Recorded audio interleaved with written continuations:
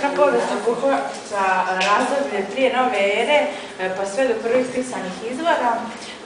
Prapovijest se dijeli na staro kameno doba ili paleolitik, srednje kameno doba ili mezoolitik i mlađe kameno doba neolitik.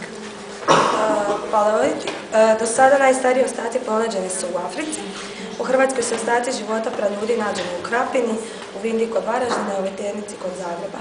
Važno paleolitičko otkriće je vatra, to je izvor topline, služi za obranu i lov te za priređenje hrane. Mezolitik, važan izum mezolitika je luk i strijela, špiljska slika ima i magijsku sliku. To jest predstavljamo da su nastale radi boljega ishoda lova. Na tlu Hrvatske ostaci mezolitika su vrlo rijetki. Posude se ukrašavaju urezivanjem i udubljivanjem. Posebna rijetkost su u Europi jest balkansko-podunavska ideloplastika, a posebno se ističe slavonsko-srijemska kultura u sjevernoj Hrvatskoj.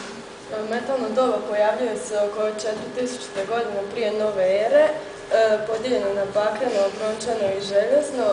Bakreno se pojavljuje oko 1800. godine. Prvi predmeti dolaze iz Europe, iz razvijenih zemalja. To su sjekire, vrčavi i bodeži.